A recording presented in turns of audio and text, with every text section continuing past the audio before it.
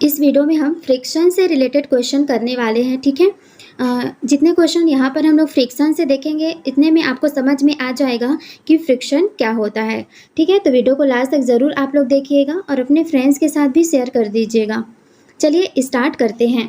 First जो question है, एक गोल पीपे बैरल को खींचकर ले जाने की अपेक्षा लुढ़काना सुगम होता है, क्यों? तो कोई भी चीज़ हो गई या बैरल हो गया या कोई भी बैग हो गया, इसको जब आप लोग खींचते हैं तो आपको कम बल लगाना होता है एज़ कम्पेयर टू जब इसको आप उठाकर ले जाते हैं तो इसका कारण क्या है?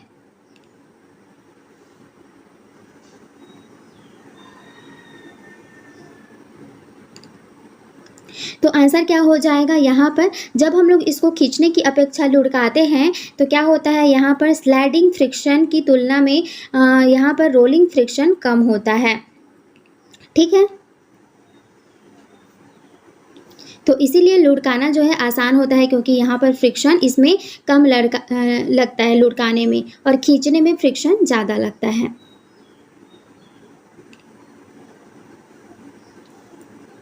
नेक्स्ट है, निम्नलिखित में कौन सा पदार्थ भारी मशीनों में स्नेहा के रूप में प्रयुक्त किया जाता है? जैसे कोई भी चीज़ अच्छे से काम नहीं करती तो उसमें क्या किया जाता है, ऑयलिंग की जाती है। उसी तरीके से जो भारी मशीनें होती हैं ना, वो भी कुछ दिन बाद थोड़ा कम काम करती है, तो उसके स्नेहा के रूप में किस चीज़ का प्रयोग किया जाता है ताकि वो आसानी से घूम सके या काम कर सके? तो यहाँ पर लुब्रिकेंट के रूप में किसका यूज़ करते हैं, ग्रेफाइट का यूज़ किया जाता है। नेक्स्ट क्वेश्चन है, सीमांत घर्षण निर्भर करता है। सीमांत घर्षण जो होता है वो किस पर निर्भर करता है? तो ये क्या करेगा, जो हमारा जिस पर हम लोगों को घर्षण हो रहा है उसकी प्रकृति कैसी है, और वो अभिलंब प्रतिक्रिया पर निर्भर करता है। यानी कि तल की जो प्रकृति है वो ज़्यादा ही फ्रिक्शन वाला है या कम फ्रिक्शन वाला है, इस पर भी डिपेंड करती है। जैसे कि मान लीजिए बहुत दरखड़ा वाला एरिया, यहाँ पर पत्थर लगे हैं तो यहाँ पर घर्षण ज़्यादा होगा। यही अगर बर्फ़ वाला एरिया होगा तो यहाँ पर घर्षण कम लगेगा। तो इसी तल की प्रकृति पर निर्भर करता है और अभिलंब प्रतिक्रिया पर भी निर्भर करता है, यानी कि ये किस तरीके से सामान है जो कि वस्तुएं रखी गई है उस पर भी निर्भर करता है। नेक्स्ट जो क्वेश्चन है, निम्नलिखित में से कौन सा बल क्षयकारी बल है? तो ये क्या है, ये घर्षण बल है।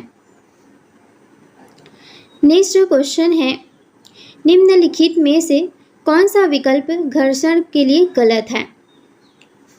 घर्षण से अगर कंपेयर करें तो कौन सा यहाँ पर लाइन है जो कि गलत है?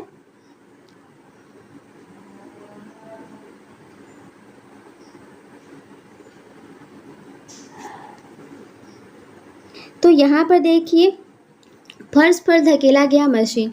अगर किसी मशीन को हम लोग फर्श पर ढकेल देते हैं और अगर वहाँ पर घर्षण कम होता है तो वो स्विंग से चली जाएगी, और घर्षण ज़्यादा होगा तो हमें ज़्यादा फोर्स लगाना पड़ेगा। तो ये तो घर्षण से रिलेटेड है। बर्फ़ में स्लेज का फिसलना। बर्फ़ देखिए घर्षण बहुत कम होती है तो यहाँ पर कोई भी चीज़ फिसल सकती है, तो ये भी घर्षण से रिलेटेड है। व्यक्ति द्वारा स्लाइड में नीचे की ओर फिसलना। जो स्लाइड होती है बच्चे लोग जैसे उसमें खेलते होते हैं तो वहाँ पर घर्षण कम होती है, तो वो भी घर्षण से रिलेटेड है।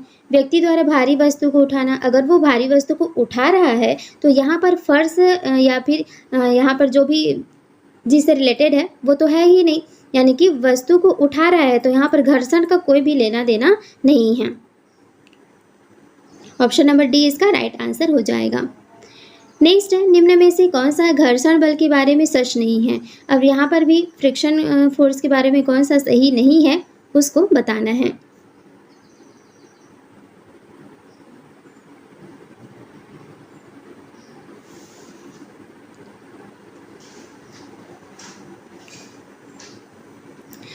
चलिए देखते हैं एक-एक करके।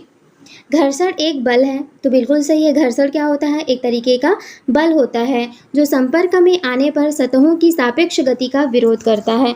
जैसे हमारे चप्पल जो होते हैं उस पर भी आप देखिएगा नीचे साइड करके जो कि फर्श पर चिपकती है तो उसमें थोड़े थोड़े गड्ढे बने हुए होते हैं, इसलिए बने हुए होते हैं ताकि वो फर्श से रिलेट करके वहाँ पर घर्षण पैदा कर सके। अगर उसमें घर्षण नहीं होगा तो हम लोग क्या करेंगे, गिर जाएंगे। तो ये तो सही है। दूसरा क्या लिखा है कि घर्षण बल जो तब कार्य करता है जब एक वस्तु एक सतह पर चलती है, उसको फिसलन घर्षण कहा जाता है। ठीक है, जो घर्षण जो है फिसल जाती है उसको फिसलन घर्षण कहते हैं, ये भी सही है। नेक्स्ट है, मशीनों में घर्षण ऊर्जा बर्बाद होता है और तोड़फोड़ का कारण बनता है, ये भी सही है। अगर घर्षण ज़्यादा हो जाता है तो अगर घर्षण ज़्यादा हो जाएगा तो मशीनें टूट जाएगी, इसलिए उसमें स्नेहा के रूप में क्या मिलाया जाता है, ग्रेफाइट मिला देते हैं ताकि वो स्मूथली चलता रहे, तो ये भी सही है। नेक्स्ट क्या लिखा है कि रोलिंग घर्षण की तुलना में काफ़ी ज़्यादा होता है। एक मशीन में बॉल बेयरिंग का उपयोग काफ़ी घर्षण कम कर देता है।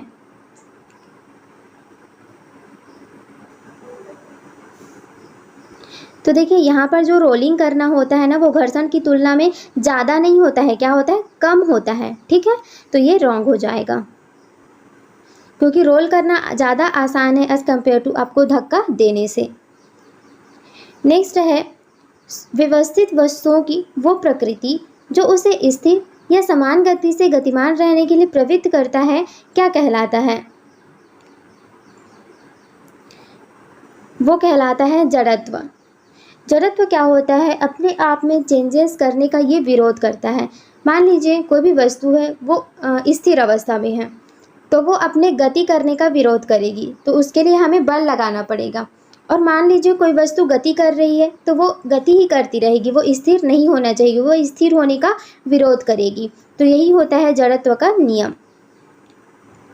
नेक्स्ट है, कारों के ब्रेकिंग पैड में डैश के गुण का उपयोग किया जाता है। तो ब्रेकिंग पैड होता है, उसमें किसका उपयोग होता है, घर्षण का सकारात्मक प्रभाव। नेक्स्ट है, दो सतहों के बीच सतह की अनियमितताओं के परिणाम स्वरूप डैश होता है। मान लीजिए दो सतह हैं, कैसे एग्जांपल ले सकते हैं, एक तो हो गया फर्श और दूसरा हो गया हमारे चप्पल के जो नीचे वाला एरिया होता है, फर्श होता है वो। इन दोनों के बीच में जो भी अनियमितता है उसको क्या कहा जाएगा, घर्षण कहा जाएगा। नेक्स्ट क्वेश्चन है, घर्षण द्वारा किए गए कार्य का क्षय नहीं होता है बल्कि वह डैश ऊर्जा के रूप में परिवर्तित हो जाती है। अब कोई भी काम होता है वहाँ पर क्या आती है, एनर्जी आती है। तो घर्षण के द्वारा कोई भी कार्य जो होता है उसका क्षय नहीं होता है, बल्कि वो किस ऊर्जा के रूप में परिवर्तित हो जाती है, वो तापीय ऊर्जा के रूप में परिवर्तित होती है। कोई भी चीज़ को आप लोग रगड़ेंगे तो वहाँ पर क्या होती है, टेम्परेचर थोड़ी आ जाती है, तो वो क्या हो जाती है, तापीय ऊर्जा कहलाती है। नेक्स्ट क्वेश्चन है, घर्षण बल डैश कार्य करता है। घर्षण बल के बारे में यहाँ पर बताना है। घर्षण बल जो होता है बल की दिशा में के विपरीत काम करता है। मान लीजिए हम लोग यहाँ पर बल लगा रहे हैं इस दिशा में, तो घर्षण किधर लगेगी, इसके अपोजिट साइड लगेगी, तब तो वो वस्तु को रोकने में सहायक होगी। नेक्स्ट है, यदि किसी गतिमान वस्तु पर कोई बल आरोपित नहीं है तो यह किसके कारण रुक जाती है।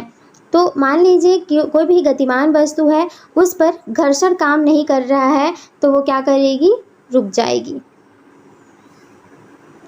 क्योंकि देखिए जहाँ पर घर्षण होता है वहाँ पर हमें फोर्स लगाना पड़ता है उस वस्तु को ले जाने के लिए, तो यहाँ पर फोर्स ही नहीं लगेगा तो घर्षण के कारण वो क्या करेगी, अपने आप गति नहीं कर पाएगी, इसीलिए हमको अलग से बाह्य बल लगाना पड़ता है।